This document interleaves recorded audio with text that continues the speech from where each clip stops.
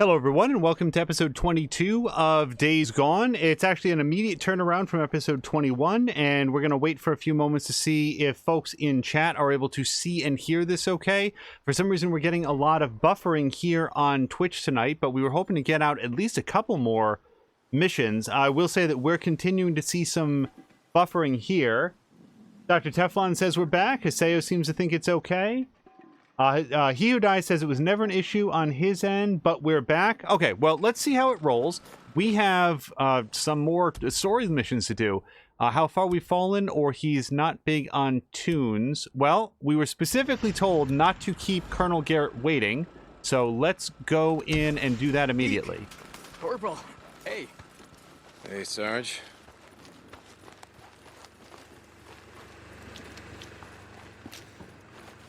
Now, if I were a video game character, I would immediately shoot to death everyone between me and my wife, and then take my wife out of here. Deacon, of course, is a real man in a real situation, so he doesn't feel quite so emboldened to take direct action.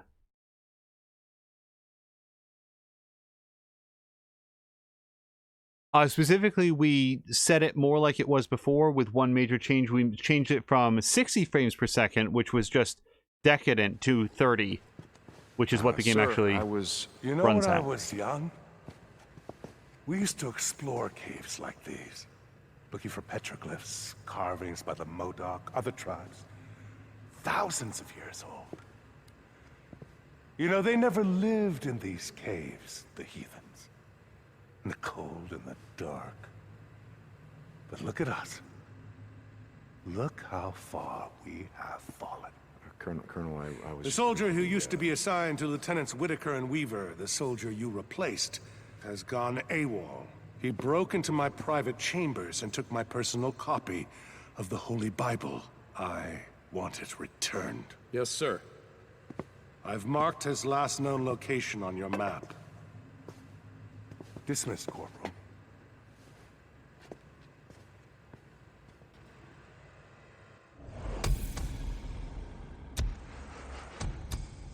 Okay, so I'm thinking that if we get the Bible back and maybe kill Deacon's predecessor, then he won't feel the need to have Sarah locked up, and then we can just go. Now, that's not how this is going to work, but it's a reasonable plan based on the information that we have. I'm kind of feeling like maybe it's time to double the effectiveness of scrap while repairing the bike, because I don't have any scrap, and I kind of want to be able to do that. Oh, and you know what? Ability to reload ranged weapon while sprinting? Feeling like that's pretty important based on our recent horde encounters, so we're going to grab that one as well. Or, sorry, instead.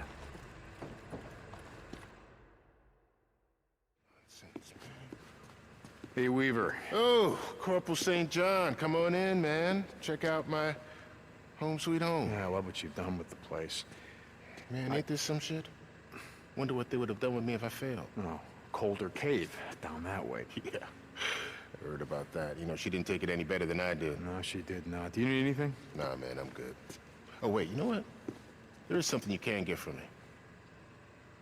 You hear that? Hear what? That's right. Nothing. Colonel ain't exactly big on tunes, in case you hadn't heard. I think it's a Mennonite or some shit. No, it's dancing. Wait, what's dancing? Dude, Mennonites, they love music. They just have a problem with dancing. Forget it. Oh, no shit. Yeah, whatever, dude. I don't care. I need an MP3 player. Earbuds. Anything. Sounds. Are you kidding me? Do I look like I'm kidding? Okay. Thank you. I'm not one to cut Weaver a lot of slack, but I used to work a third shift in, you know, you need something. Some kind of music, something in the background. At least I did. During the periods in time when the radio was busted and there was nothing to listen to, those evenings were so much longer. I think I sold all my stuff. Yep. Okay. So I feel like we've got a couple things to go do. Haseo's saying that he feels that. Like, yeah, that's Corporal Deacon St. John. anything at Sarge. all to occupy life. that amount of brain power, that See ya, mind Corporal. space can be really, really important. Sorry, I need to work my what way are you back over doing to the here? bike.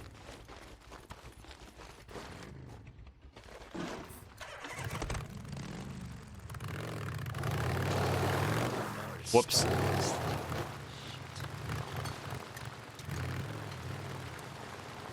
So for anybody watching this in the archives, you accidentally skipped on this one. This is an immediate follow-up to episode 21 because we were seeing some buffering issues. I will say that on one of our monitors here, we're still getting that same buffering, and this is the exact same settings that worked flawlessly for the previous, for episode 20, basically. So, not sure what that's about, but most of the folks in chat say that it's working okay for them, so we will ride like this for a while.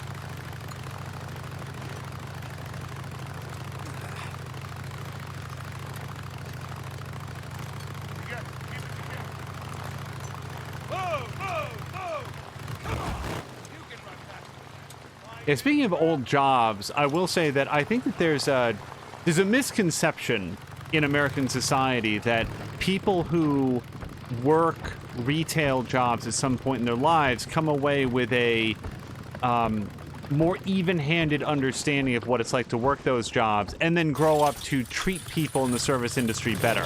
And I say that that's a misconception because... John, you there?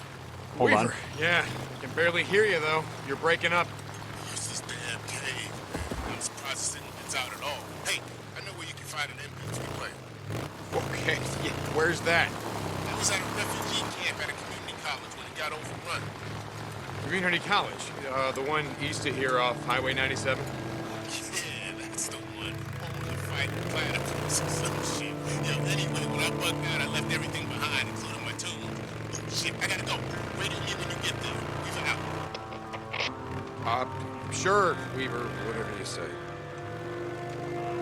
I used to know a guy who... O'Brien. Uh, Come in, O'Brien. I know you were on this channel. Drifter. I didn't think I'd ever hear from you again. The radio's been dead. I turned it off. Look, I need your help. I'm listening. My wife, the woman you helped me track down. I remember. I found her, O'Brien. She's alive. That's incredible. The odds of her making it out. No, look, I don't have time. Look, I found her. She's alive.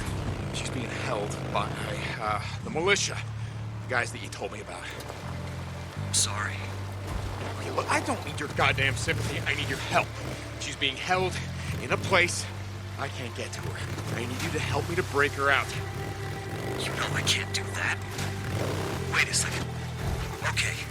But there's something you have to do first. Name it. I will do anything.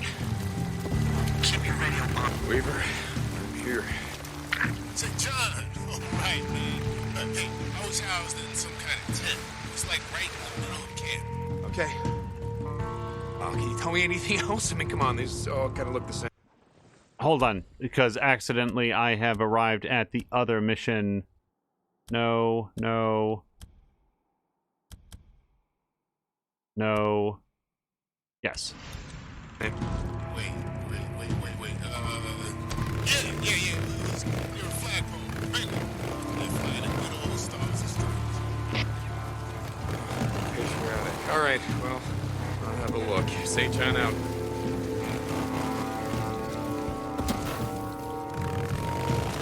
I didn't intend to override that conversation with O'Brien. Kind of feel like that's job one for Deacon, but...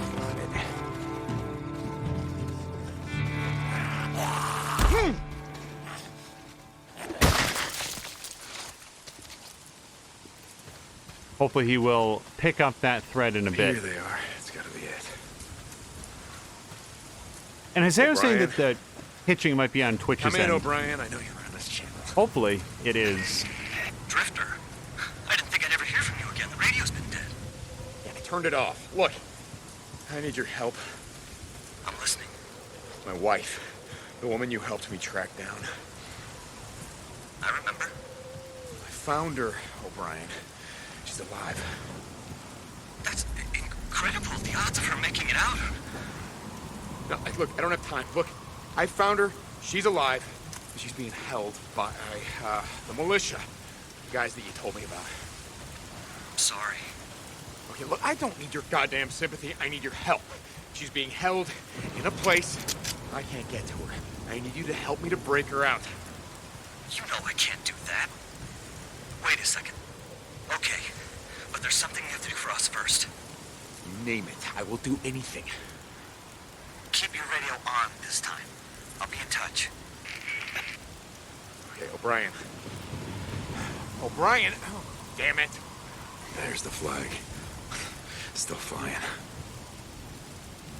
Here it is. I hope it's worth all this trouble, Weaver. Drifter, are you there? O'Brien! Okay, where the hell have you been? Meet me at the coordinates I've just transmitted. O'Brien out. O'Brien. O'Brien! Oh, Jesus. Damn it.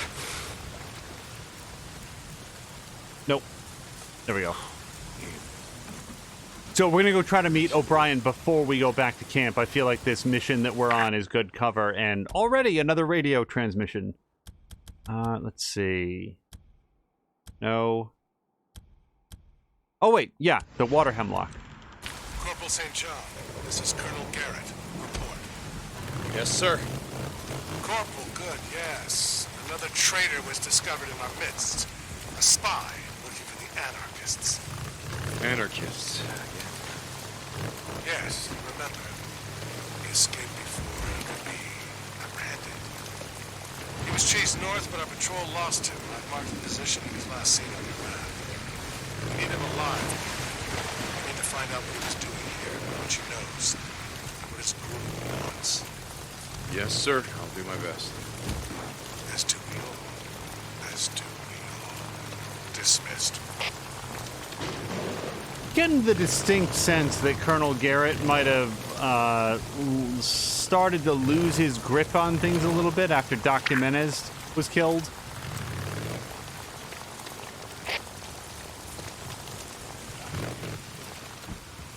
He doesn't seem really to be in his right mind. Rooting out traitors and spies. Lost Lake come back? Yeah, Ricky, what's up? Ricky! Boozer! Can you hear me? Deacon of Lost Lake Camp, come back. Just checking in to see what else Addie needed. She... Damn it, Ricky, I don't know. Oh, Iron Mike said... Boozman! Ricky! Well, give him hell, Boozman. Give him hell. Whoa!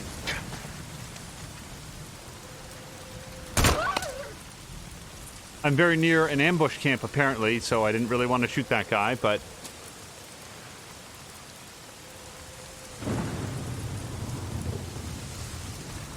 So, hold on. First of all, let me see where this... Yeah, there's a huge storm going, so I feel like this is the best time to... Well, the best time is at night during a storm, but whatever. So, I used to know a guy, and you will note here that I'm not describing him as a friend. He, during the time that I knew him, hold on, worked as a waiter.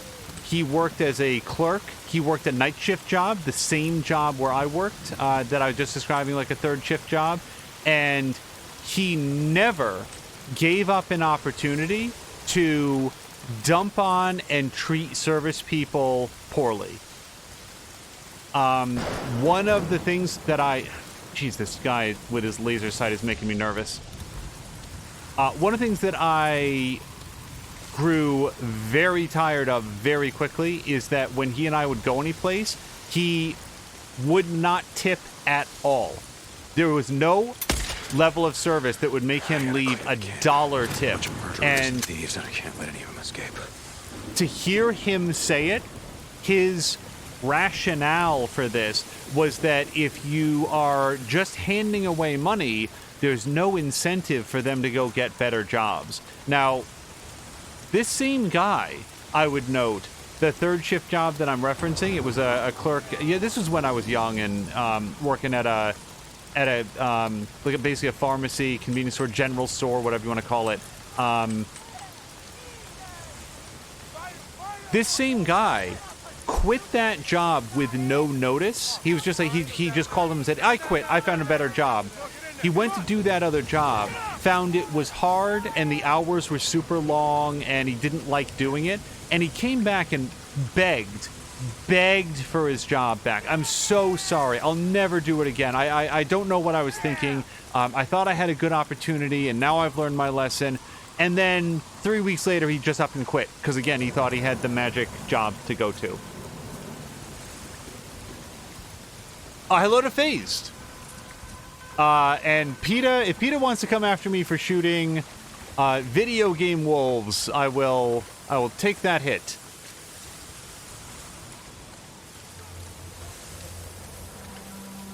Hopefully PETA can spend their time on saving real animals. Didn't PETA do something weird in Animal Crossing lately?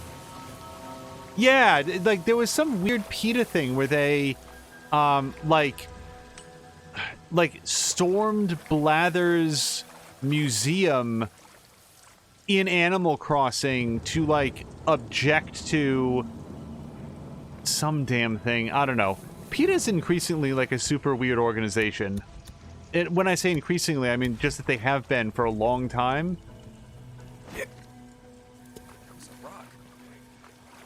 But anyway, the whole purpose of my story about the guy that I knew is I wound up cutting ties with him pretty firmly, never looked back. And from that experience, I sort of learned some people are just... they're just like that. Like, they are incapable of empathizing with others. They feel entitled to just treat people real bad. And that they will justify it. Like, his first instinct was to treat people like garbage. And then he would backfill that instinct with rationales about how, well, he was actually doing it to make them better people.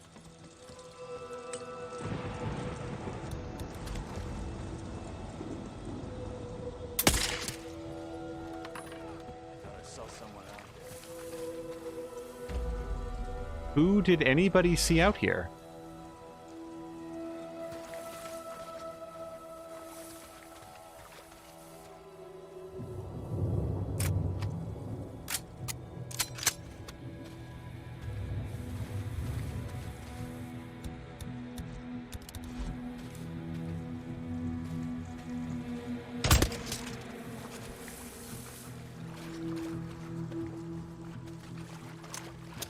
The way I think about it,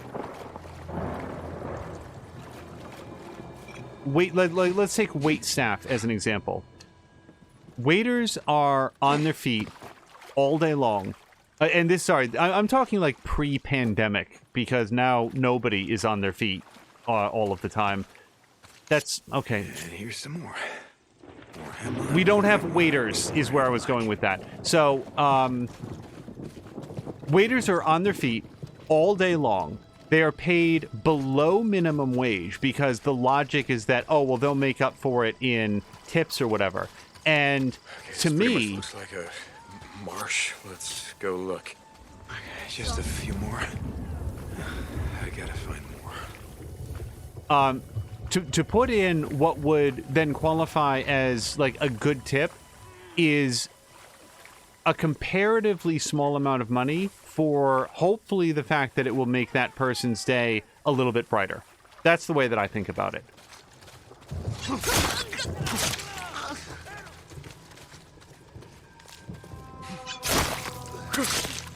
You like killing drifters, is that it? How do you like it now?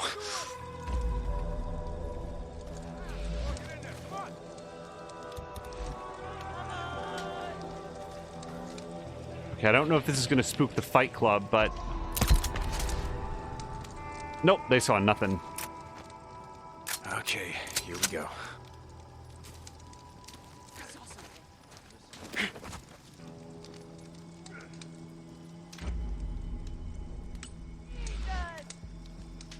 So I really want to draw this person forward a little bit. And I'm very much with you, Haseo. I also hate that logic. It's one of the reasons that I wound up cutting ties with that person. Something's here. And I talked to him about it, by the way. It's not like this was just like a passive thing that I observed happening and then took no action. And I would say to him, like, hey, I've known that you worked as a waiter. How would you feel if people did that? Oh, well, I decided to go get a better job because I didn't make very much good money. Yeah, that's not a good excuse to treat others like garbage and not tip them. Like, you don't know their history. You don't know what hours that they're trying to work or what their education. Oh, it's not really my problem. All right, bro. Hey, how's it looking out there? So we got a large crowd of people all together.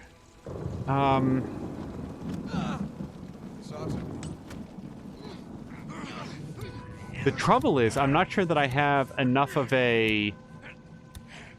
Oh, So I can throw smoke that would stun some of them, but also block my own eyesight. So let's maybe just go with Molotovs.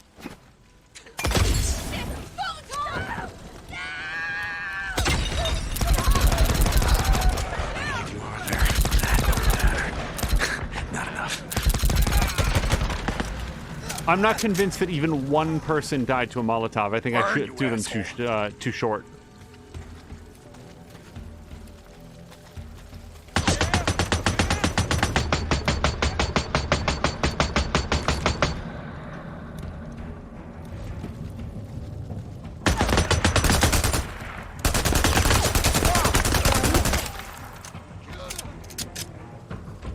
All right, well, now I've got a problem.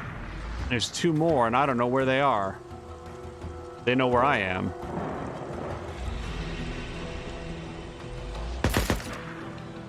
Ah.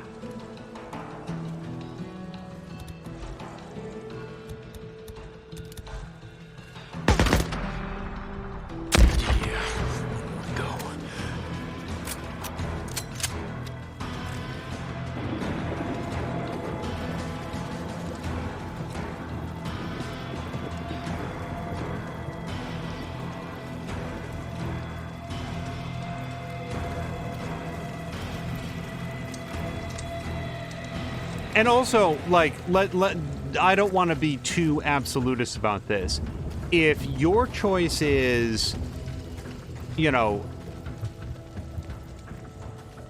patronize the restaurant and don't leave a very good tip because you literally can't afford it, or, you know, not patronize the restaurant or whatever. All I'm saying is that people are coming to it from different situations, and I'm not saying that, you know, everybody has to tip 35% or else you're a bad human being. I'm saying that this guy that I knew could afford a $3 tip on his, like, Friendly's meal, and he would consistently leave nothing and feel good about it. Sorry, I'm not trying to get on my high horse about this. I don't remember how I got on this topic, but oh, you know what? It was working the night shift job.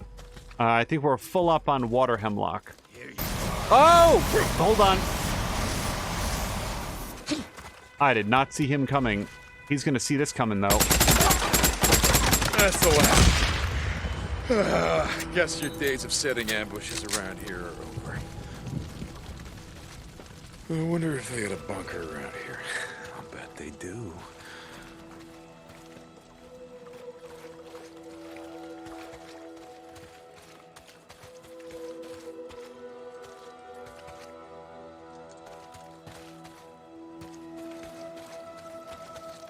Isaiah's saying that he's a manager and the customer service is his thing. And if it sucks, he's going to give a low tip. For me, here's the thing. I'm not going to leave a good tip if the service is bad. But what I'm more likely to do, like, for me personally, as opposed to, like, complaining to the manager or whatever like that, I usually just don't go back to the place. You know, here's the thing. Sometimes the service is just bad. Sometimes, though, the person had, like, a really bad day. Ah, I think this is the bunker. There it is. Down the hatch. And it's like, I don't want to be responsible for making somebody's bad day all the worse because I'm, like, complaining to their boss about the fact that my bacon wasn't crispy enough or whatever. Sometimes there's legitimate reasons to raise a complaint. I don't trust myself to be a good arbiter of that. And by the way, sometimes people hear this as like a fear of conflict. No, I'm 100% about conflict for the things that are important to me. Hold on, we're going to get a brief dialogue here. And hopefully get a new crafting recipe.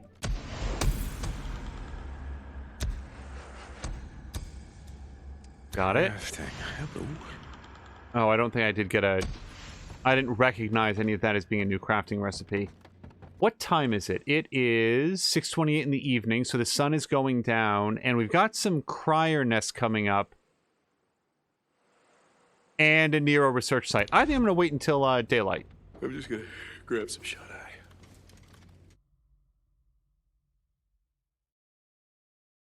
Alec Nice is saying that his dad never goes to the same place more than once if the service is bad.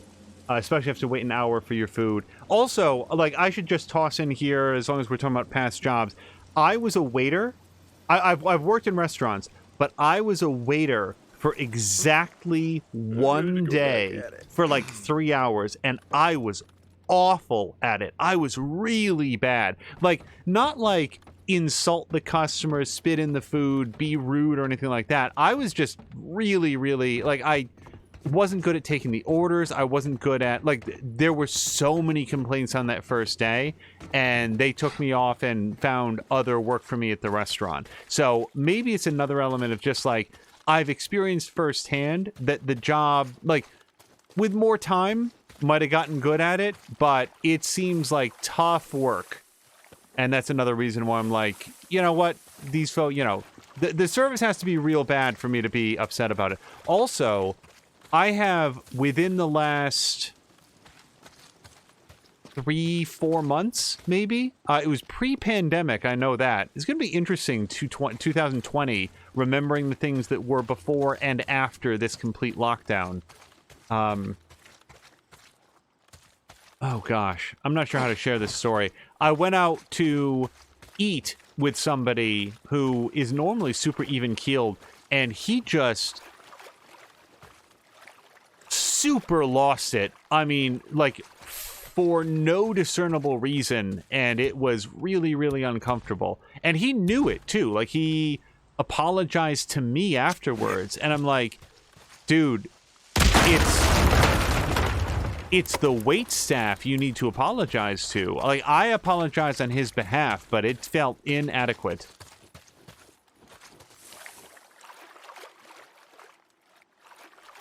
I guess what it comes down to for me is I don't feel super motivated by Twitch trolls or random Twitter drama or I don't know, bad wait service. Like we all have the things that really irritate us in life, but believe me, Mia can attest. I have days when I am just off on a tear about some damn piece of minutia.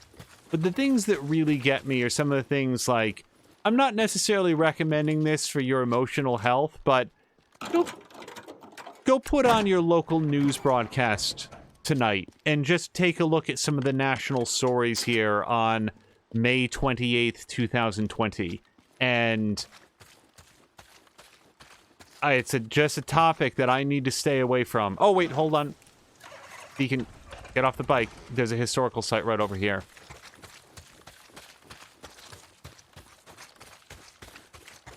I feel like a person got murdered on camera intentionally in a way that I cannot account for why that would ever occur. Okay, I gotta stay clear. I'm gonna jimmy this open and get some scrap. I'm really, really bothered, so we're gonna focus on something else. Hiseo says that he stops looking at the news and just can't. Yep, and that's why we're gonna forget I mentioned it, because I have to forget that it's there, because it'll be there after the stream, and we can find something fun and engaging like this historical site.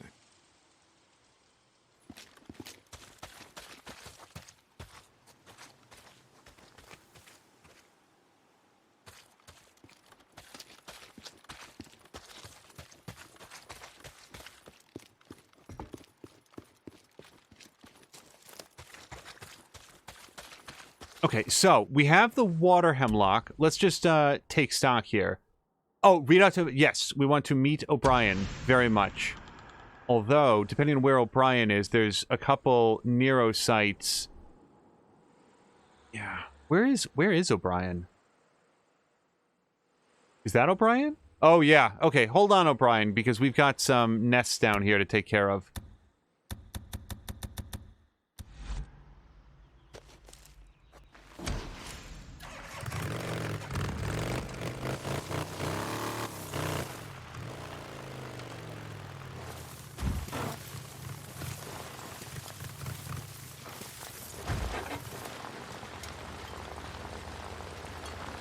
All right, hold on. Let's pull over here. Probably do the rest on foot. Always park the bike a little bit away from... Well, I've learned to park the bike a little bit away from whatever it is that I'm doing. There is no shortage of water hemlock here. So, Mia used to know a guy who was like an herbalist almost. Like, he was... he had a very high knowledge of, like, just plants that would be growing around, and could... I smell a nest. Gotta be right here. Hold on. Nest. Let's go. Could identify, like, what was safe to eat. Like, oh, here, like, try this mushroom, or try this leaf. It tastes like mint, and, like, all this stuff. Like, there was so much stuff out there that if you know what's safe and what's not. And I just always thought to myself, like, okay, we want to go a little bit this way, west.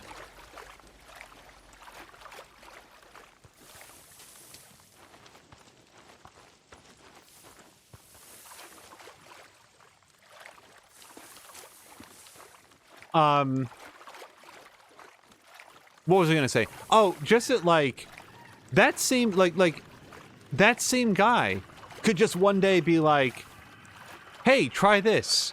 And it's like strychnine. And, like, God, I wouldn't know. Mia wouldn't know. Not that I ever think that he would, but it's like, yeah, it was just always occurred to me. Hold on 1 second. Okay. Oh, good work, me. Now we've got exactly one napalm. Gotta be close to a nest. Oh, wait. What am I saying? Yeah, I can just craft some more of this. Hold on a second. Let's do some regular Molotovs here. Another one. Yeah, time to light it up. There's another one. Time to burn. So, it's been heavily implied that the freaker nests smell because the freakers just don't have good personal hygiene, let's say. They're not big toilet users.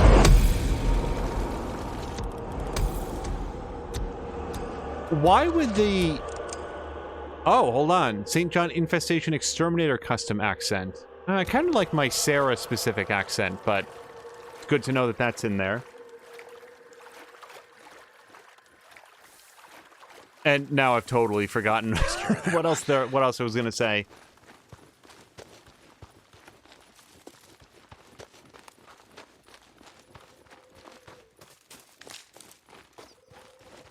Oh my gosh. So Mia is saying that a friend of hers says that she was thinking of the same friend, and that a friend of hers ate hemlock thinking it was a wild carrot, and shared it with a friend who also wound up hospitalized. Okay, hold on just 1 second, because... Yep, we did that. Let me see if I can do this Nero research site. It's nice and close. Get a free upgrade point. I did not know that things like focus would max out. So now I'm thinking for the first time that if we get all the Nero research sites, eventually Deacon will just be completely maxed out. Which wasn't really something that I thought would be a thing.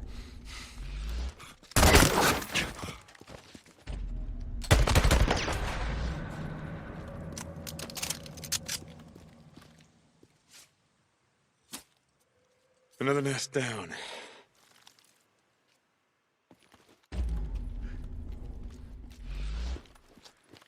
This is it. one of the worst poisoning stories that I ever read about was, and this was fairly recent. It was a guy, and so it wasn't in the United States, but the trouble is I don't remember exactly which country it was, but I think that from the other details, you'd be able to Google it and find it out pretty easily. A guy at like, there's some, I don't remember if it was at if it was an office building or an industrial plant, but the point was at his work, just his job, what he was doing was sprinkling lead dust onto people's food, onto, like, what he would do is on one coworker's food, every day, he would sneak in, find their lunch, their sandwich or whatever it was, and sprinkle lead dust into it. And the thing about lead, which is a fact that I never knew. Oh, sorry, here's the thing that I'm looking for. Apparently, lead tastes sweet, especially if it's like powderized. Where?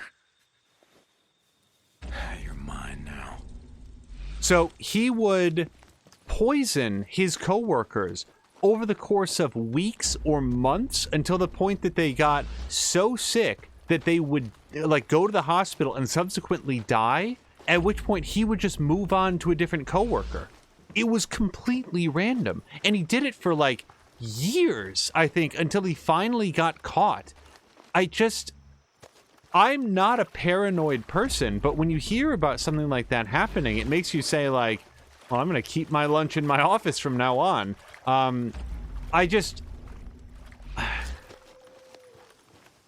What on earth would possess someone to do that? Okay, let's take a look around. I'm with you, Deacon. So, I'm sorry, I should specify at some point that we are following the trail of blue circles on the map. Something has led Deacon to this small island. Or at least the local area here. And the controller is sort of vibrating in this direction. Maybe I didn't go far enough out here. Hold on, it stopped vibrating. There we go. What do we got? There you are. Alec Knights is saying, freaky assassin. Well, the thing about an assassin is that, like, an assassin is probably doing it for some reason. It's not just a completely indiscriminate, I'm just going to target this person. Speaking of paranoia, no, I guess this is a fun one. Because, I mean, ultimately, so there is a case. This is a real world case. There was a house in France where one day the owner of the house passed away. Take a closer look. And the police went in, and the circumstances were very curious. It seemed as though he had committed suicide by shooting himself in the head. But the exact mechanism was a little bit elaborate. They were like, what the hell? Like, why was there, like, a gun inside this guy's closet?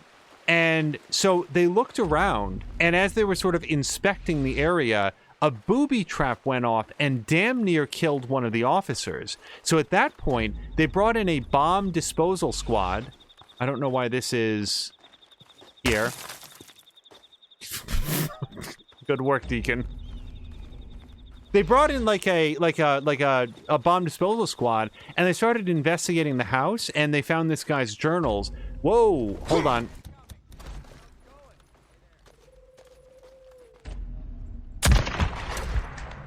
Get in there. This guy had a lot of money, and it also had a serious falling out with his family. Hold on, we will continue this story. I doubt that's all of them.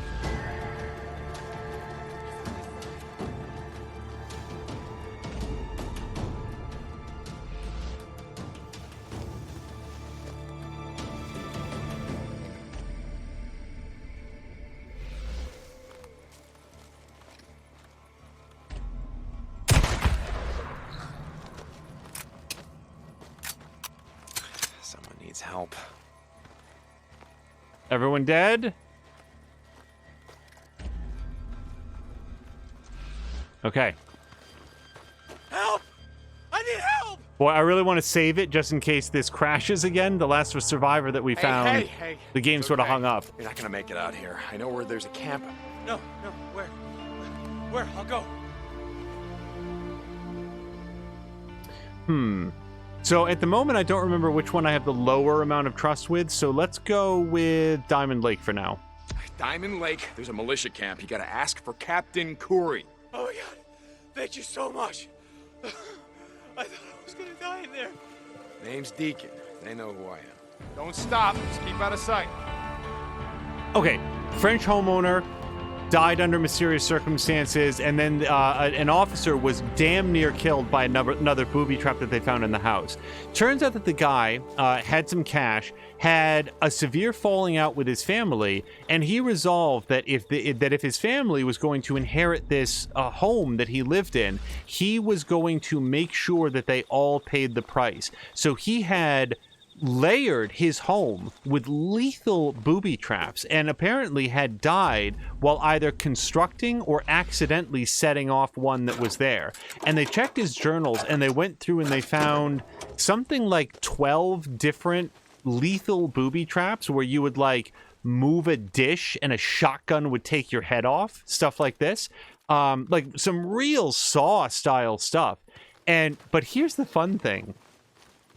In his journals, there were detailed schematics and references to 13 booby traps.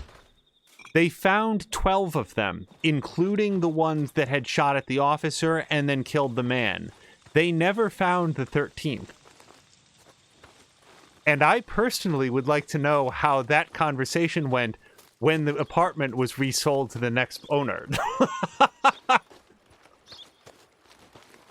As far as I know, that's where the story ends, and at least the running theory is that this guy had never actually implemented, like, that final booby trap. But, boy, it makes you wonder, doesn't it?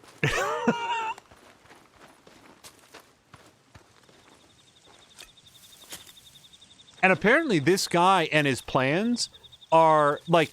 And by the way, like, you can... If you find this guy's name... Like, this is not some weird apocryphal thing. Like, this is a known quantity.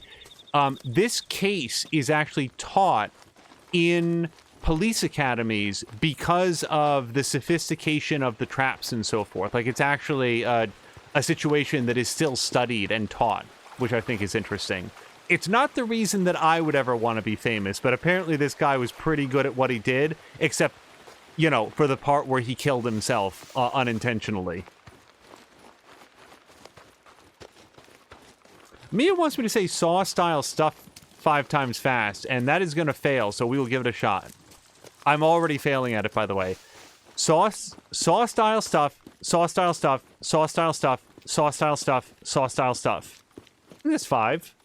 Got pretty close to it. Okay, so...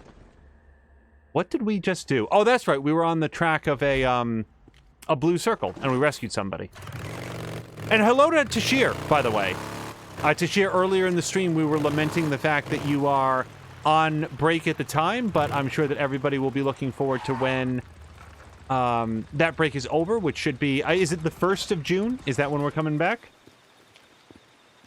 Oh, yeah. Mia's very happy. Yes, everybody should check out twitch.tv/Tashir Games. I don't think he'll be on, tomorrow or the 30th, but hopefully... coming back real soon.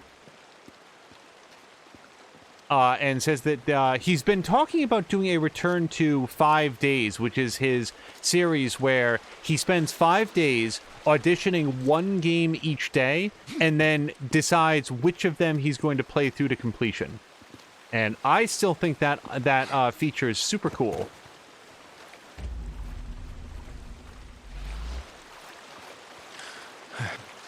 Micro recorder. Hello. Injector. I had all the good shit. 1005.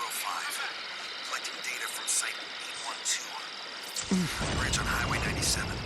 Since we last checked the motion sensor at 0800, 3 days ago, another 8,000 Homo sapiens mutans turba have passed through the site. That's a lot of horde. Do you know how many people lived in California before the event, Corporal? No idea. $39.25 million. Why do you think and this may be an unexplained like feature of it, but Now, assuming it's just 50% of those were killed, either by the virus or by their kind and considerate fellow man in the aftermath, that leaves us with what? 20 million Homo sapiens mutants, give or take. I don't follow you. What are you getting at? What I'm getting at is that 10,000 is a drop in the bucket. Before this is over, there's going to be tens of thousands, hundreds of thousands, millions of infected coming right up this highway, making angry mob cannibalistic penguins following a bloody trail to the sea. Sir? Never mind, Corporal. Reset the motion sensor. Let's get the hell out of here. hold on.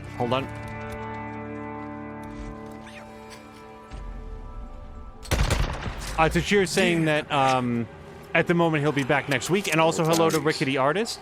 And also, quick question for both of you. We've had some issues. Oh boy.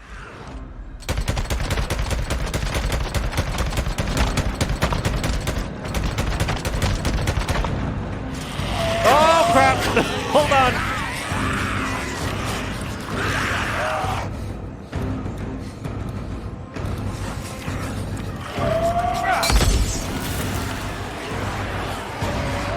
Oh, that does work well.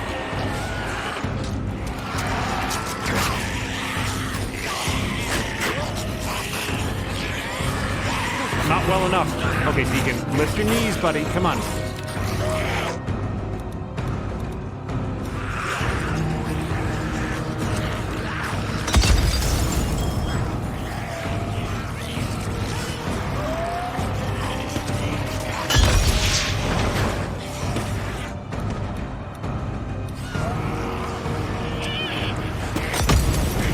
Oh, Rob! No! Deacon!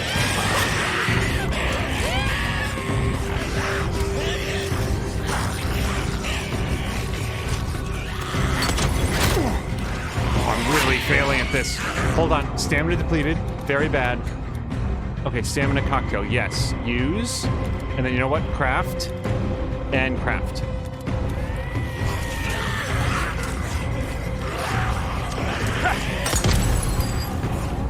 Okay, the regular Molotovs are really not doing it for me anymore. Those, need something with a little bit more punch.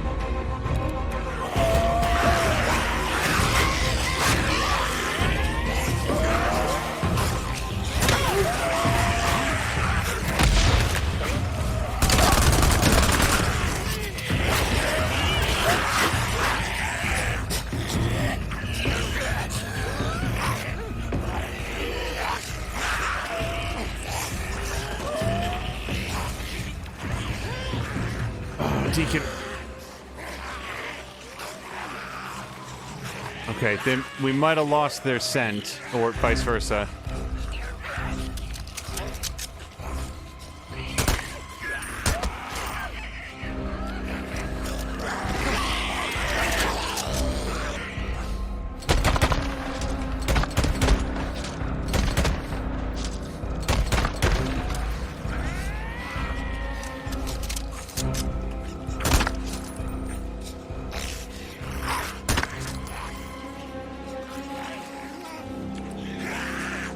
The question there had been...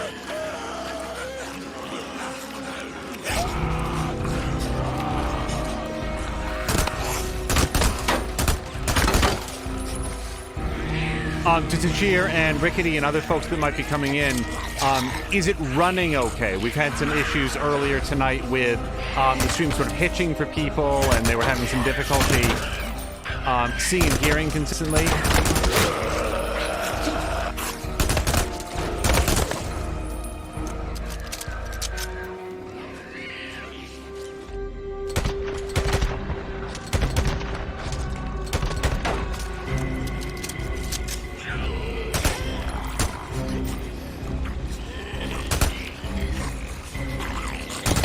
So we sort of lucked into a good situation here where the zombies keep jumping over the truck and then falling into this pit. So this served as a real nice bottleneck to stop them.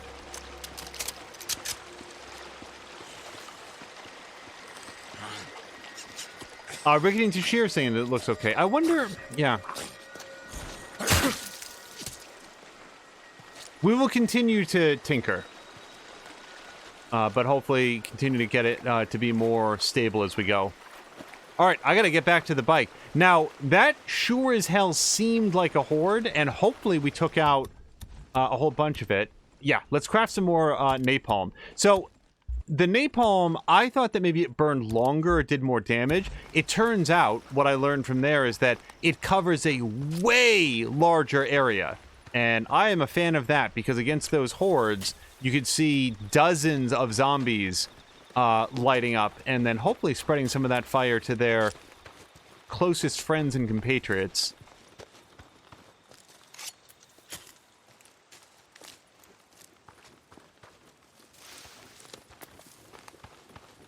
If I ever get to the point where seeing that tidal wave of human flesh just boiling down towards me, if that ever reaches a point where it's not extremely nerve-wracking, I will call it out. Oh, for a second I thought that guy was gonna do the old backwards elbow.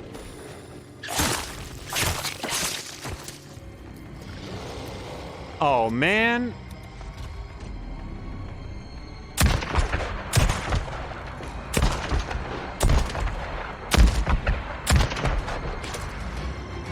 Oh, okay. That went okay. Take that, barbed wire bear.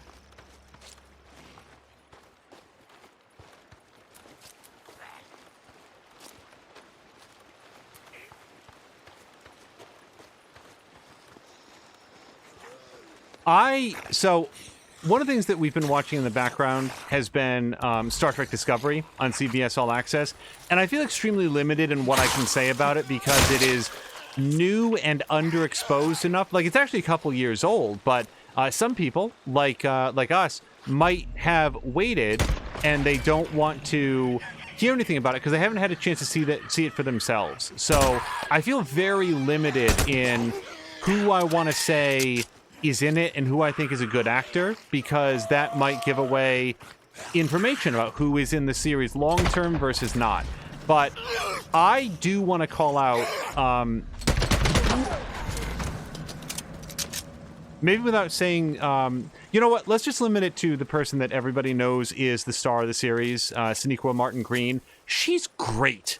She's really, really good in a role that is very, very complicated. She previously played the character of Sasha on The Walking Dead, and then has transitioned into this.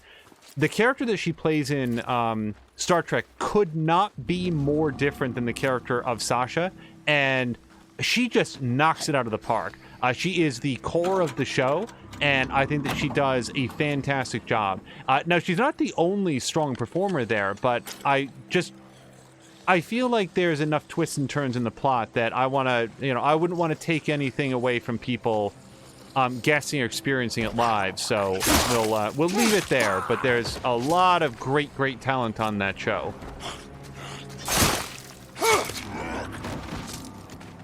Also, here's another thing that I'll say, because this is also very spoiler-free.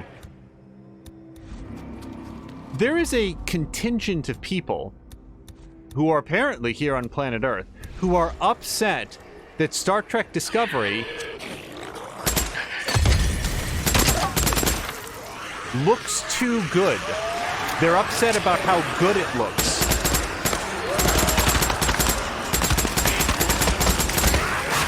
I didn't bring enough fire. Boy, and here I thought I got most of them. Remember that? Hold on a second. Yep, we can't craft that. We can't craft that. I got some frag grenades. Those might help. That didn't really help.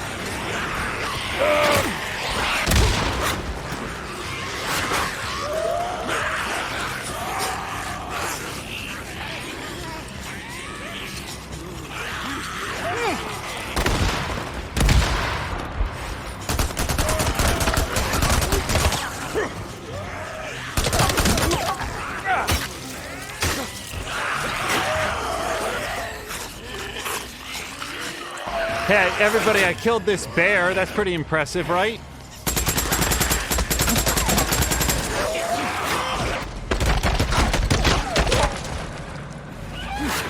Oh, reload it. Deacon, dump that drum.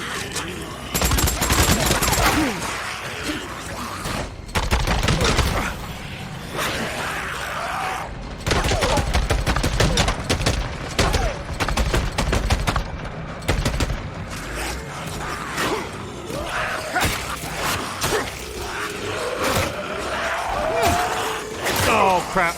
Don't get surrounded. Come on.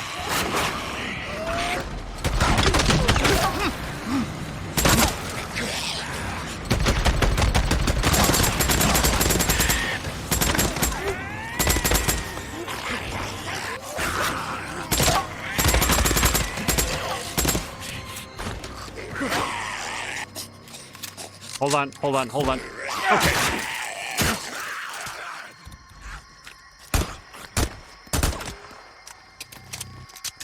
Okay, I'd say we're about a third through, apparently. Yeah, so Star Trek Discovery is one of the most visually... Who is this now?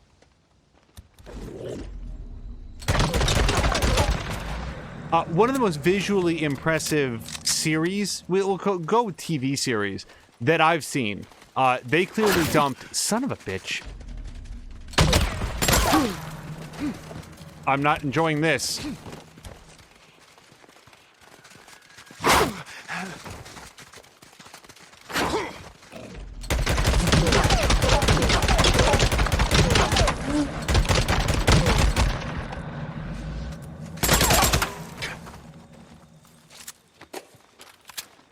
This game really doesn't want me to talk about Discovery.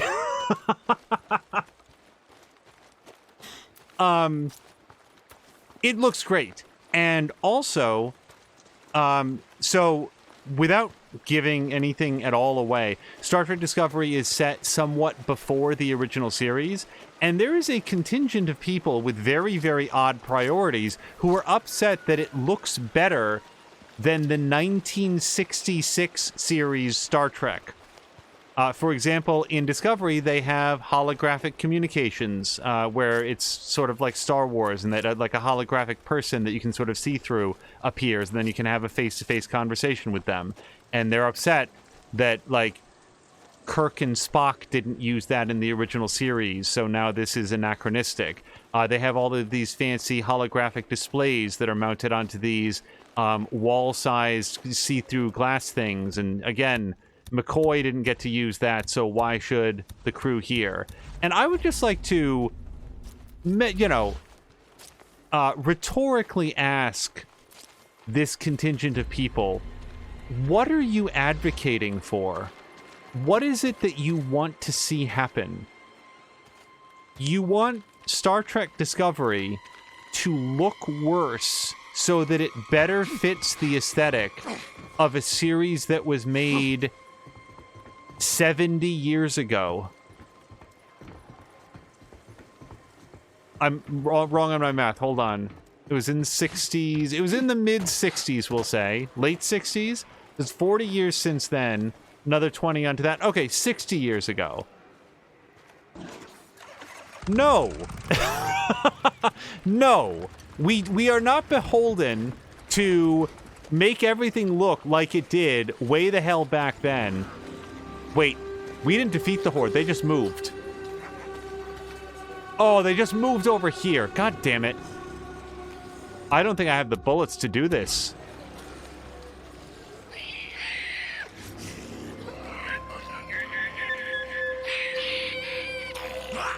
Hold on, I want to see what Tashir had to say here.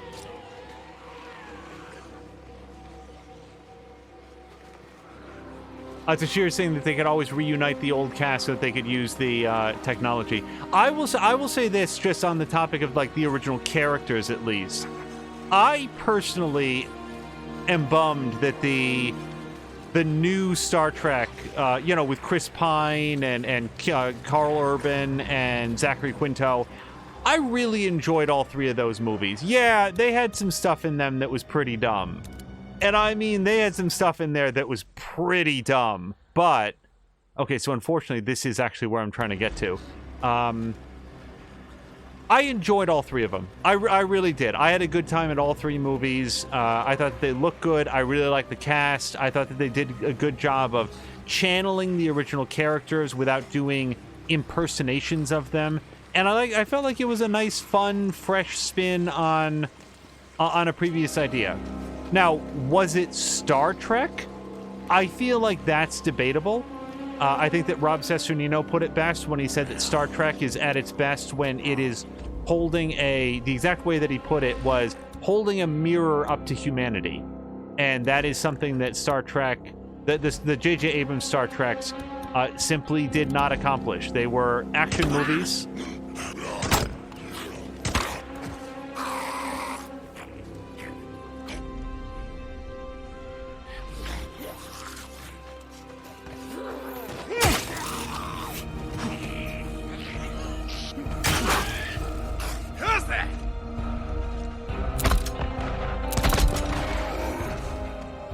They were action movies that sort of wanted to play around in that universe with some updated aesthetics, and then otherwise just sort of do their own thing. You know, not a lot of moralizing in that, just, hey, let's have a fun, flashy action sequence. And that's fine. You know, that's the thing. I had a good time with it, so I was okay with that. I didn't necessarily want to see an ongoing television series with this particular vision of Star Trek, but I had a good time in all those movies. Tashir hasn't seen 2 and 3. Then we will. That's why we have the rule about not saying too much about it. I would say that my opinion of having enjoyed all 3 is an uncommon one. So don't go dropping money on my recommendation.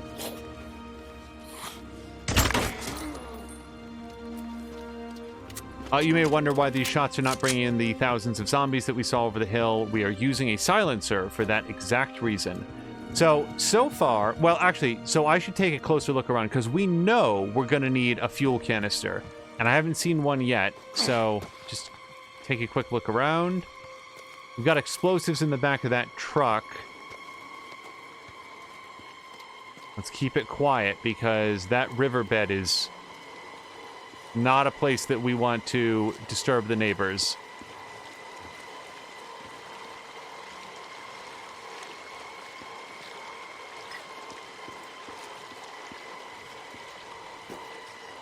Yeah, for me, people who nitpick at... Okay, I'm already sounding more dismissive than I sound. People who focus their exceptions on the differences in the J.J. Abrams movies between, like, the characters or, like, the way that it sort of reimagines certain memorable parts. Do you really want a carbon copy remake? I mean, probably not. Do you really want a, like, something completely new and unfamiliar? Well, I feel like they tried that a couple times with Star Wars, for example, where they gave us Solo and they gave us Rogue One, and these were, at best, highly divisive projects. So I feel like people simultaneously want something that is completely brand new and also really familiar in a way that they find comfortable. And that's a tough rope to walk.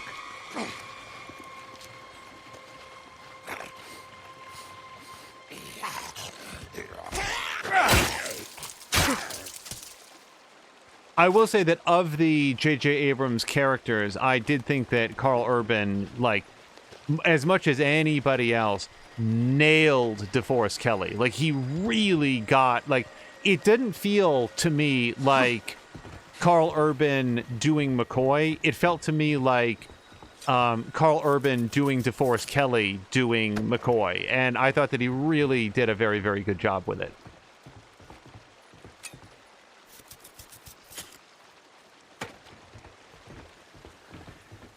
Zachary Quinto was okay as Spock.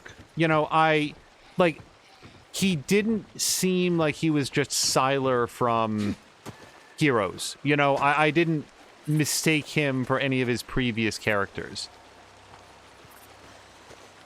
It's not gonna open. Apparently, we can get to this gate from either side, but we can't open it from either side. No, my stick isn't broken. So, let's keep this with... We're squarely in that part where I'm looking for the generator, and... Ah, there we go. Here we go.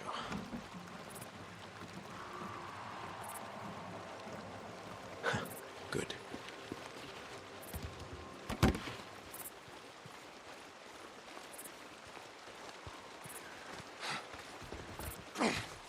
Okay, so... I feel like there's a 0% chance that I got all the speakers, and we saw what happened the last time I didn't... Like, if those speakers go off, all those zombies in the riverbed are going to come charging up here. So I should probably lay down some traps just to be on the safe side. But to be even more on the safe side, let's...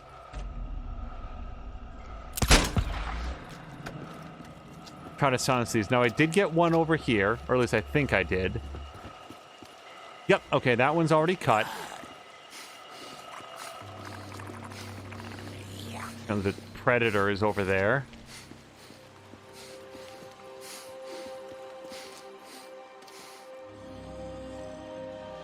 So that is interesting. So Tashir says that he watched the first episode of Heroes and never watched another.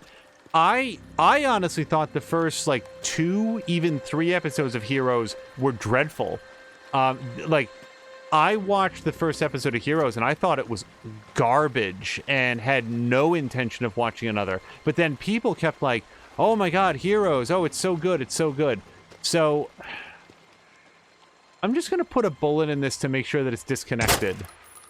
Right? Okay. That looks fine. I'm going to be really pissed off if that speaker that appears connected to nothing goes off.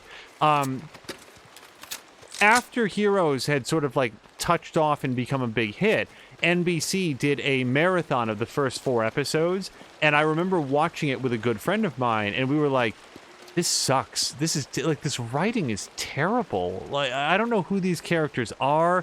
Everybody's like just acting as though having superpowers is somehow incredibly exciting, but also super mundane.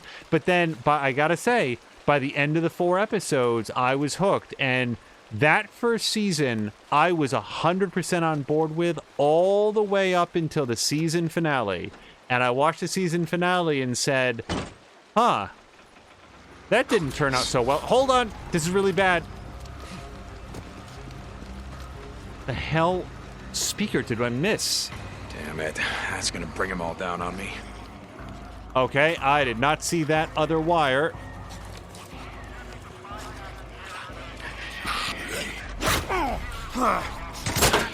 That's all. Okay. Deacon. Son of a... Okay, no, that's not the way.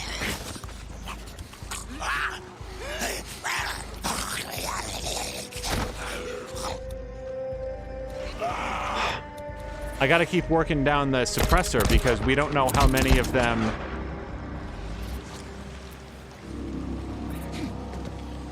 Okay. Let's just try to get the upgrade and get the hell out of here. Nope, Deacon. There really better be something in here with all this trouble.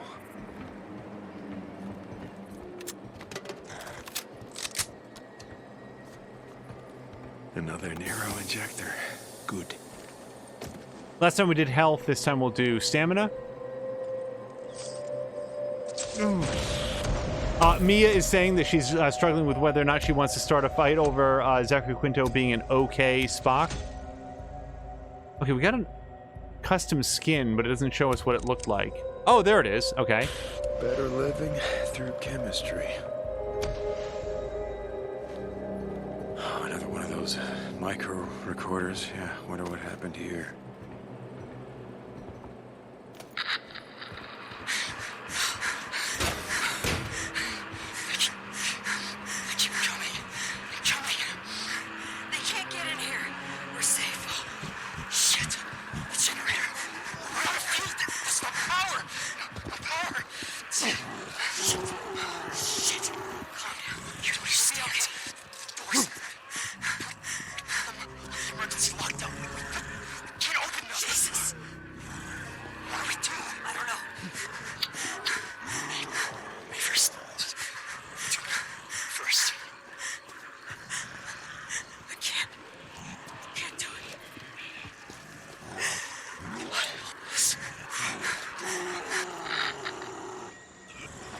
Jesus. So I picked a really bad place to park.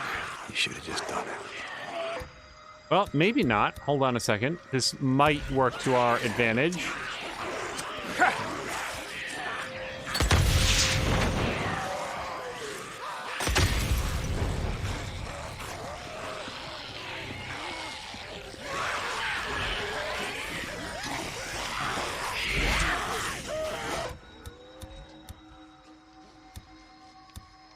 We can't do anything more than napalm, probably because we're out of styrene or whatever it is.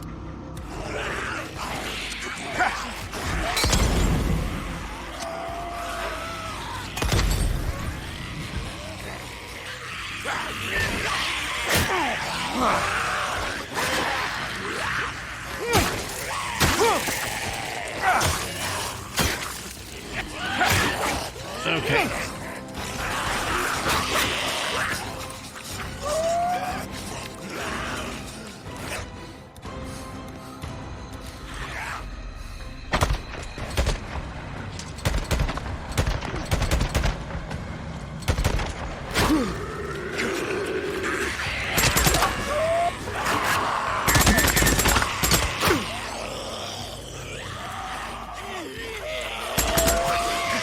Well, now I've got them all. Yep, okay.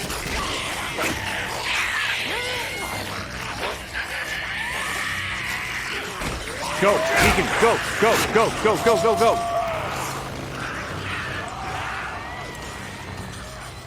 Okay, we gotta pull around here.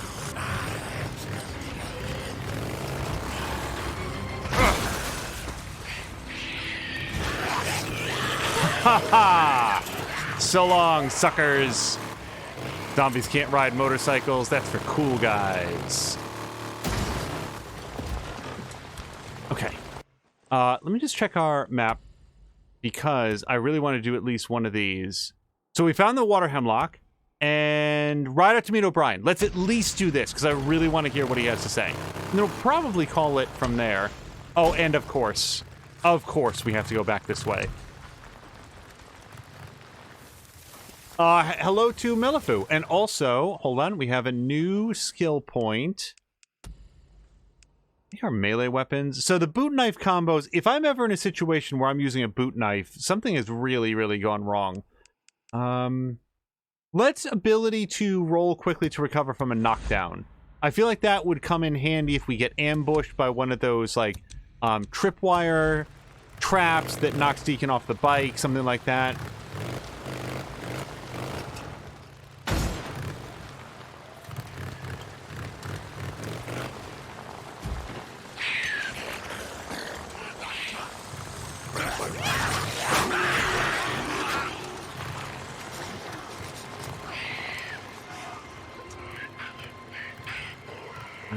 Hold on.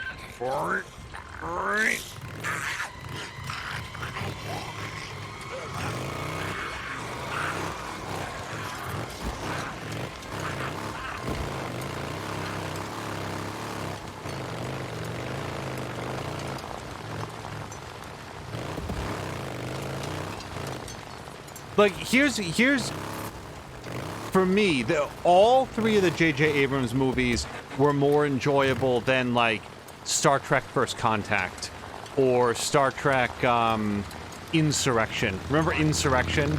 Nobody remembers. Or Nemesis. Remember Nemesis? Like, there were some...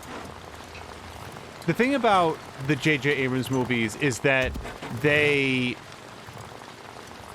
were energetic and interesting retellings of characters that we've seen before in a way that I found entertaining, as opposed to something like First Contact that, like, botched one of the greatest villains in Trek, like one of the greatest, like, antagonists in Trek, and just really ruined it in a way that they never recovered from. And it's difficult for me to see that as anything other than a horribly flawed opportunity. I remember for a First Contact, they kept advertising, like, all the ads were like, oh, a captain going against orders. Captain Picard bucks Starfleet Command for all about 15 seconds in the movie before there's no other choice but to go do what he was going to do anyway. So, yeah, great advertising there, guys.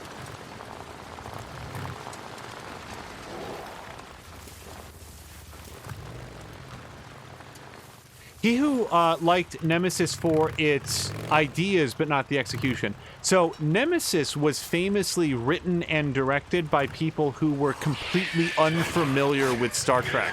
They didn't know anything about the characters, and apparently they got a really crude synopsis about what had happened. Because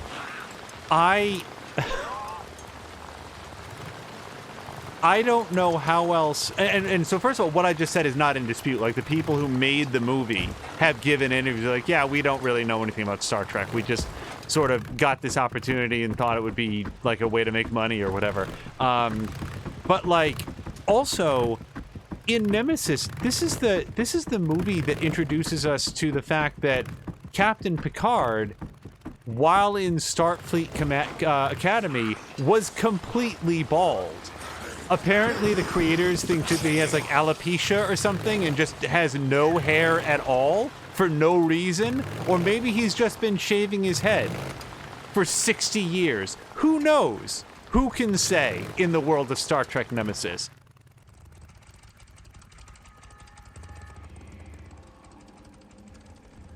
And then, like, I don't know how much of Nemesis we want to spoil, but like, the antagonists in Nemesis sucked so hard. So, Hold on. What do you want from me, O'Brien? I'm glad she's alive, your wife. Okay, what do you want? I told you the infected, the freaks, are mutating, some faster than others. We placed a tracking bracelet on one of them, so that we could track it and stop it periodically and draw blood samples and check the progress of the virus. Okay, so why do you need me? Well, it's wandered into militia territory. All right. We can't get close to it. Yeah, no-fly zone, outpost with RPGs. Exactly. What's this? Once you've tracked it down, I'm gonna need you to do something for me.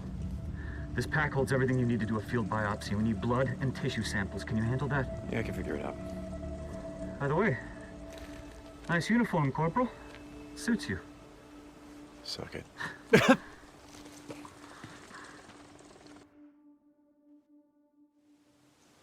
Oh, sarcastic saluting Deacon is my favorite Deacon. Somewhere around Mount Scott, there's a cave. The subject you're tracking has a super elevated metabolism. We think it might be headed there. If there's something else we'd like you to check. We did send a team in on foot. They never came back. Just let me know if you find them. We got people here looking for some closure. So, what else can you tell me about this freak you're tracking? We don't have all the answers. All we know is that the infected are mutating. We're talking about leaping past millions of years of evolution. We think they're communicating with each other the way ants and bees and other... You know, to me, sounds like a whole lot of mumbo-jumbo. Believe what you want. Once you see our test subject, you'll change your mind. O'Brien out.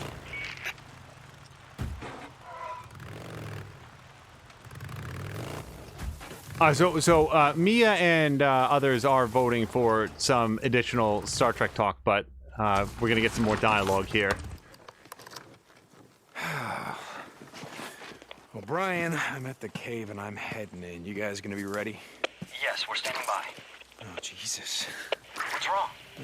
Freaker shit. Freaker shit everywhere. Hey, O'Brien, you got any idea what took out your men? Am I walking into a horde here? No idea. We never heard back from them. Remember, if you find them, we got people here who'd be grateful. Grateful. Yeah, that changes everything. Yeah, I got it. Good. I'll take care of it. Out. Hold on, ammo check here. Let's see. O'Brien, how many men are in here? How many did you lose? 4. 4 men. A researcher and 3 soldiers. Jesus, O'Brien, what am I doing in here? The researcher, Coop, is a personal friend of mine. You do this and I'll do whatever I can to help you get your wife. O'Brien out. O'Brien, So while I'm tracking down your pet freak, give me some more mumbo jumbo. Tell me about the virus. I mean, something that I don't know.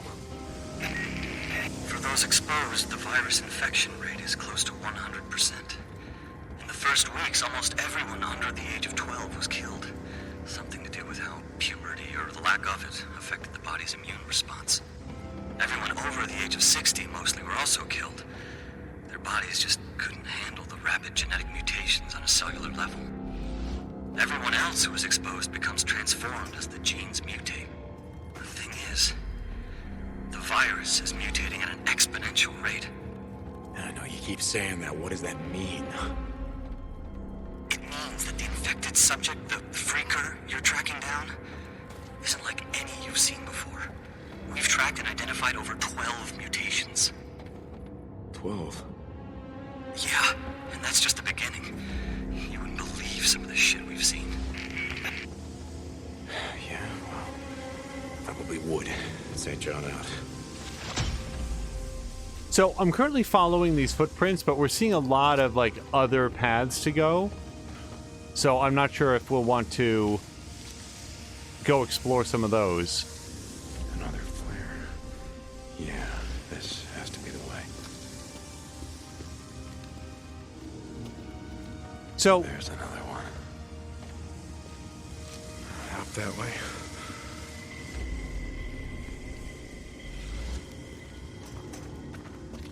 the big reveal in Nemesis, I'm going to spoil Nemesis, so everybody, like, be careful. Don't watch it, but also I'm going to say what it is. Hold on a second.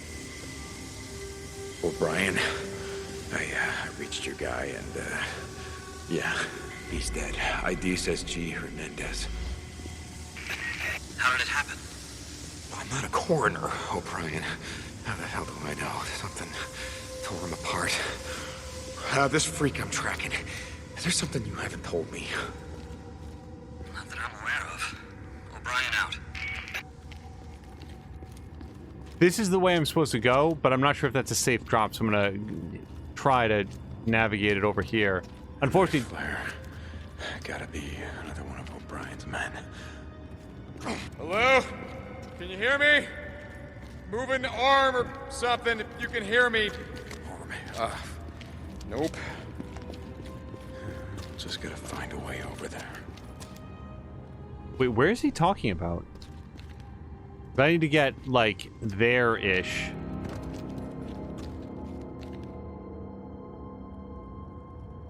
Hope this is safe. Okay.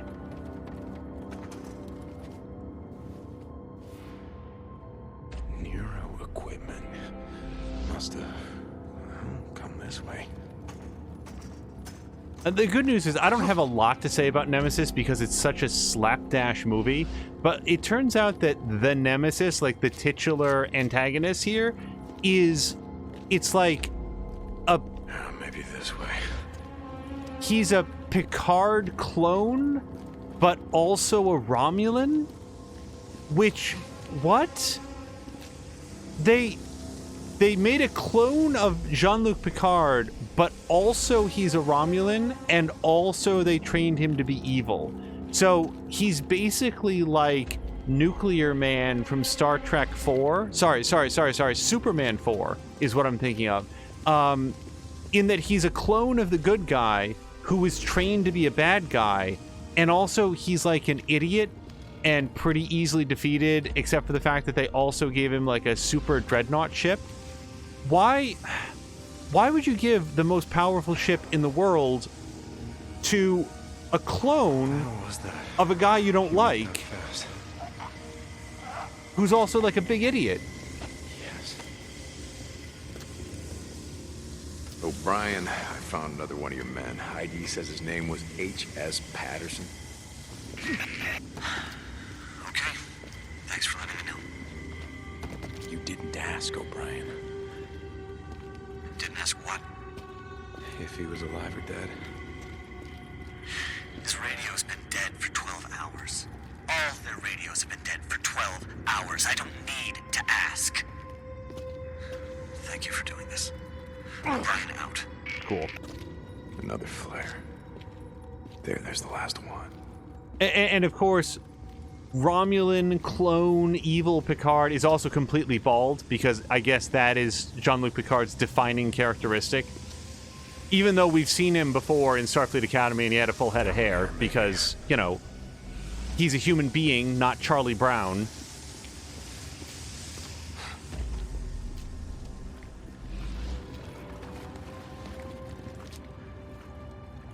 Here's one of... Like...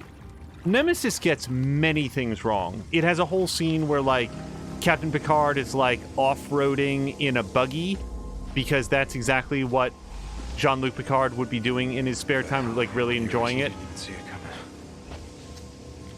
And it's got, like, another data that they introduce. ID says his name was Robinson. Okay. Thanks. I'll let his family know. So, you guys have, families. Managed to get them all out while shit was going down? I'm not gonna apologize for being lucky, or luckier than most. Yes, some of us got our families out. Not many, but some. It's so great, O'Brien. Good for you. We didn't ask for this. Yeah. Neither did anyone else. There's the last one. Cooper, are you there? Is anyone there? Nero Team Bravo, come in. This is Commander James O'Brien. Respond if you're receiving this transmission. Coop, answer me. Nero, radio. This way. Must be Cooper. What the hell are you doing down here, man?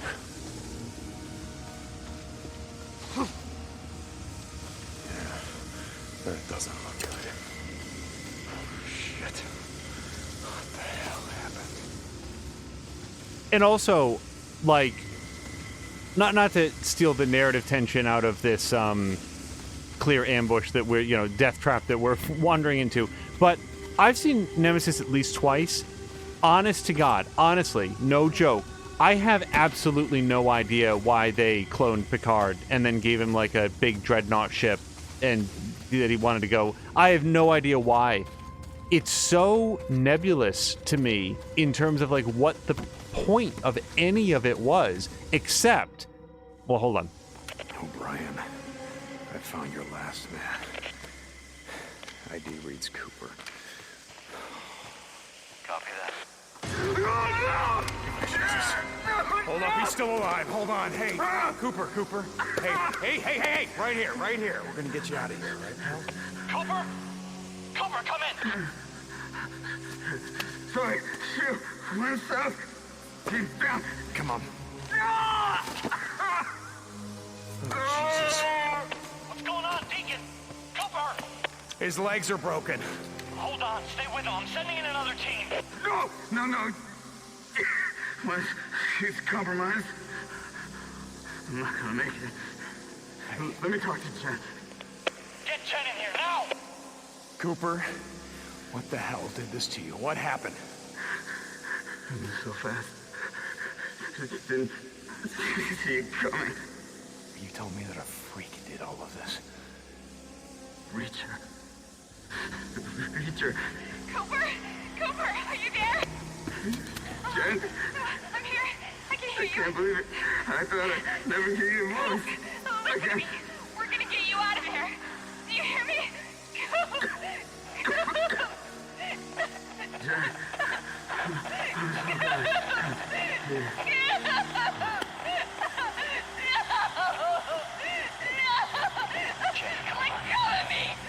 Get her out of here! He's gone. Copy that. O'Brien out.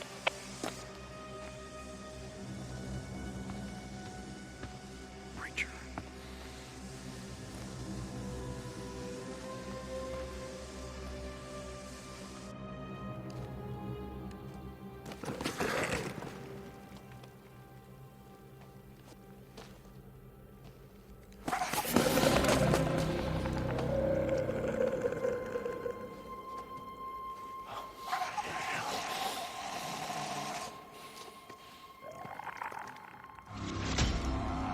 So what the hell am I dealing with here, O'Brien? Talk to me. Oh!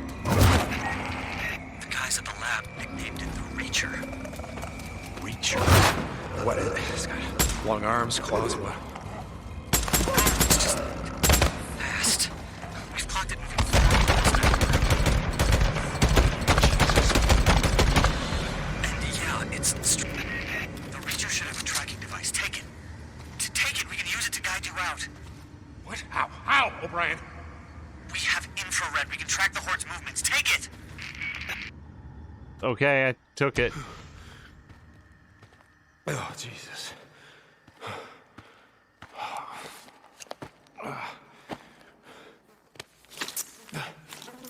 Oh. I hope this was worth it, O'Brien. O'Brien, I got your samples. Hey, John! Get out of there! What? Get out of there now! There's a horde coming! You gotta be kidding me! Shit, they're getting close. Yeah, it's time to finish these guys off. Guess what? We needed this. I'm gonna let you know, O'Brien better not just help get Sarah. He better, like, give us a nice hotel room after this. Oh, boy!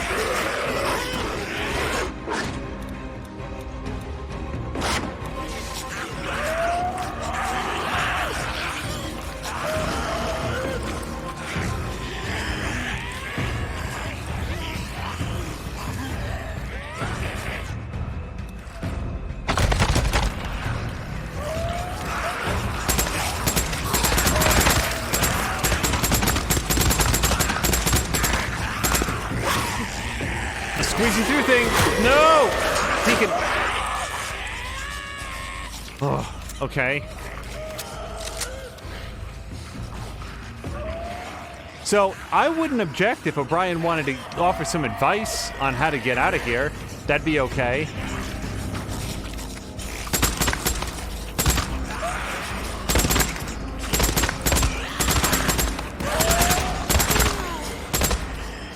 Also, somebody in chat pointed out that young Picard was played by, or sorry, young clone evil Romulan Picard was played by Tom Hardy, which, A, I didn't know.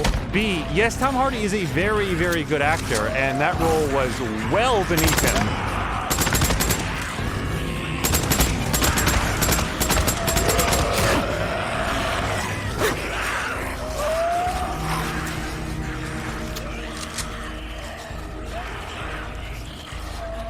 The thing is, I don't know if this is infinite. I kind of suspect that it is, and that the goal is to find a way out. Rather than just lurk behind a squeezy through thing and see if you can cheese them into submission. Oh, I think no, that's not a... Leaving mission zone. Yeah, I'm leaving the mission zone. What do you want me to do? Obviously, I'm leaving the mission zone. The mission is done. The goal is to leave the zone, Deacon.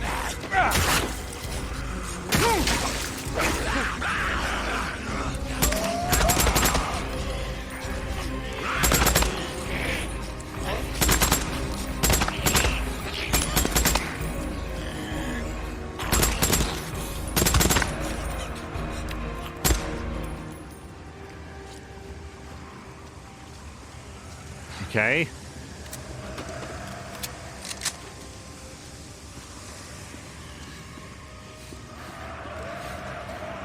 Okay, this is the dumbest plan. Oh, I'm sorry. There's actually a marker on where I'm supposed to go. I was so caught up in the not dying part that No, wait. It's just a big yellow circle.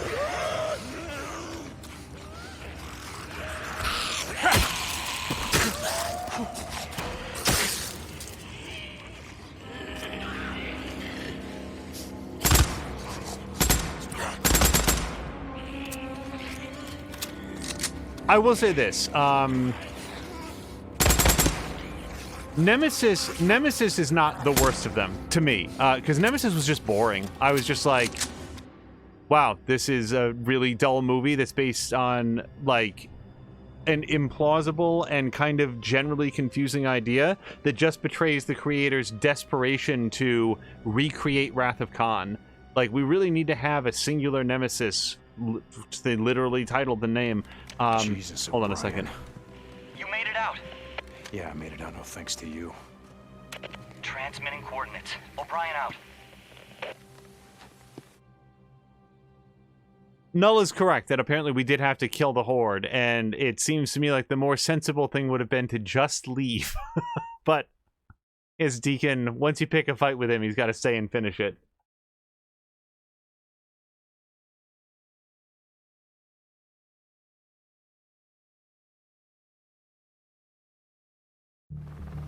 Brian. 4 men died for this shit. Hope it was worth it. Jesus, listen to you. Those are my men.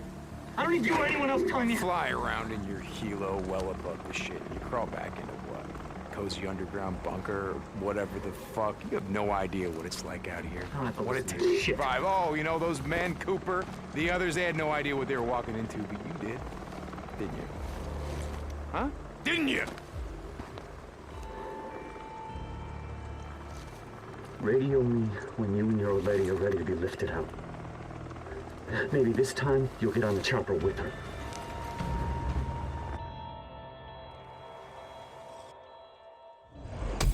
That's not quite the sick burn that O'Brien thinks it is, because Deacon didn't get on the chopper because he cared about his friend and wanted to help his friend survive. O'Brien's upset because he didn't have the balls to go in there. Craft recipe. Ooh, poison bolt.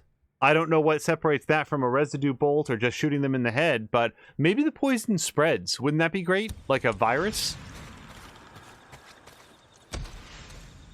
We're going to have to use the crossbow, because I think now we have all of the different crossbow bolts that we need in order to do that. So, I'm actually going to head back to base, because it's been a minute. We have lots of stuff to turn in, and I want to refill the saddlebags and everything else. Like, I know that's right there, but we're drained pretty well. So, let's get on the bike, and we're going to choose one of these things.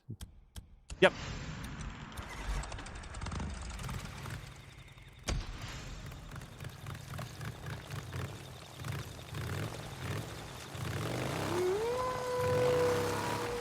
First Contact made me mad. I was so looking forward to First Contact. We're gonna have a big screen adaptation of the Borg. This is gonna be so exciting. It's gonna be about the Enterprise itself getting assimilated and stuff. And I'm not even sure that I knew that there was like a time travel element or whatever. And then I watched it. And the thing to understand about First Contact is, I know it's not canon, okay? So I am not complaining that they didn't stick to a canon that was basically invented by somebody else. But Peter David is, in my opinion, one of the better Trek authors out there. And he wrote a really, really interesting book called Vendetta, which was... It basically took place in the aftermath of the Best of Both Worlds. It was a while after that.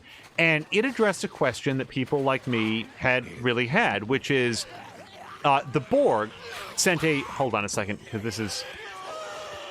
Gonna have to deal with this.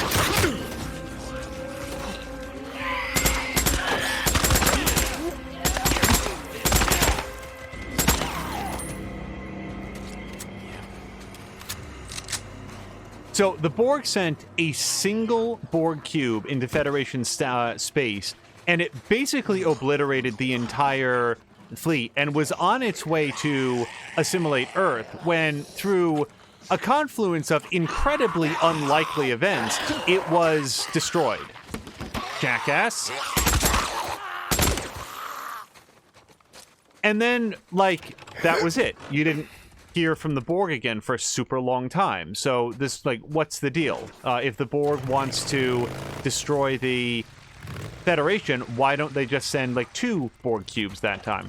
Well, Peter David wrote a book called Vendetta, which, among other things, touched on that specific topic. And the way that he presented the Borg, there were certain chapters, or at least interludes, that were told from the perspective of the Borg. And the way that it presented it was The Borg didn't immediately come back for the Federation because it was trying to figure out why it had failed the last time. The Borg knew everything there was to know about the Federation. It had scanned the Enterprise. It understood the technology, and it understood the ways in which the Federation might try to account for the coming of the Borg. It had all of the possibilities mapped out. Oh, hold on a second.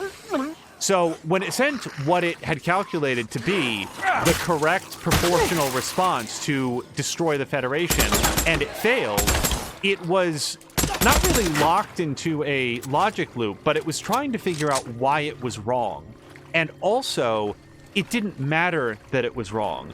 The way the Borg perceive the universe is resistance is futile. It's going to win.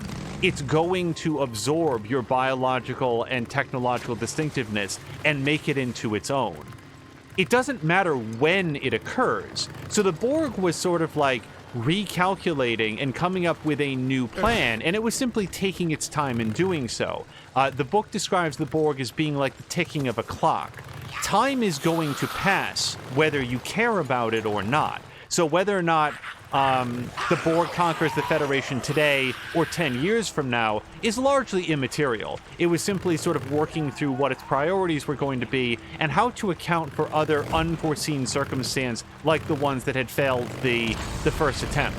And it was a really interesting and chilling vision of something that, as Q had pointed out, you can't reason with the Borg. They're not interested in your diplomacy. They're only interested in what they can consume. They are a swarm of locusts. They're going to come, pull apart everything that you have, everything that you've built, and mash it into a fine paste that they then ingest and turn out as this gray-green ooze. There is nothing to them. There's nothing to work with. And that was how they were presented in the book. But then we got First Contact. They clarified that no, none of that is true. It's actually just a queen who wants a date. She's lonely, and Borg Tinder isn't doing it for her. So she really had a thing for Picard, and now she has this plan to reclaim Locutus, and that's what it's all about. That's what the Borg are doing. And they're also like sending a ship back in time to like turn all of Earth into Borg, which you would think would then logically prevent Locutus from existing, but whatever. That's the story that they went with. I really hated that movie. And it's so lame. It's like, and they have all these like action things like, ooh, oh, they're walking around on the surface of the Enterprise, which you would think would be cool, but then Worf, what is he like? Does he take out his batleth, or does he shoot somebody with a laser when he says, assimilate this? Oh, they wanted that on a coffee cup. The person who wrote that, they were like, this is going to be on all the posters. Assimilate this. We're going to have Michael Dorn in his Worf makeup. He's saying assimilate this. It's going to be like one of those 3D posters, and you walk by it, the words are going to appear. It's going to be so cool. Oh, God, that movie was so bad. Wait, I don't want to go in here. Sorry. I'm out of time. I am 40 minutes past when I should have stopped. Or we're going to reload, rearm, and save, and then we will come back later. And by the way, I understand that it is an unpopular opinion. Wait, what the hell am I doing? I'm not going to waste my scrap on this. Hold on, let me go over here. I really, like, I Deacon, disliked Corporal St. John. Good to see you, man. First Contact in an aggressive way. Sergeant. I hated how mundane they made the Borg.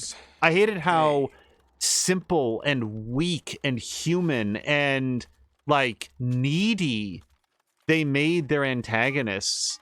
Okay. And also so much time with Zephram Cochrane. Corporal St. John. Who cares about See you Zephram around. Cochrane? Was anybody out there saying, you know what? Deacon I really St. need to see that first Hey, Sarge. warp flight. How's I've life? always wanted to know, how did the humans first meet the Vulcans? If only we had an entire movie where that was actually the focus and the Borg invasion was the backdrop. That was your B story there. But don't worry, because we got to have Geordi LaForge and Commander Riker riding around with Zephram Cochrane on his historic flight. Boy, what a great climax to the movie. And you know what? Alfre Corporal, Woodard is in nice that to see movie. you. She's awesome. Sarge, Why did they you have avoiding those wooden nickels? Alfre Woodard in that movie? She could have been in any Star Trek movie. Why was it that one? Been busy out there, huh? Mm-hmm. That's all I got today. Oh, okay. And so apparently Mia is on board with not liking First Contact. Yeah, Okay, then. like, here's the thing Corporal, about Peter come back David in one Star piece, Trek all right? novels. Peter David doesn't just say, like, okay, what was happening in this season of Star Trek? Peter David says, what happened in every season of Sarge, Star good to Trek? see you. And he will find ways to tie in seemingly unrelated plot threads from, like, the original generation, from Next Generation, from Deep Space Nine. He'll pull in characters. Commander Shelby is like a running character in some of his books. She was in like one episode of Star Trek The Next Generation, and he turned her into a fully fledged character. Now, he did do a series. I'm going to stop talking and playing right now. He did do a series of books called like New Frontier that were very bad, and you should not read them. And I know because I've read most of them, and they're very bad, and you should not read them. But in addition to Vendetta, which I recommend wholeheartedly, he also did a book called Imzadi, which was the story of how Riker and Troy first met. And you might think, that sounds like a terrible idea, and I don't want to read that book.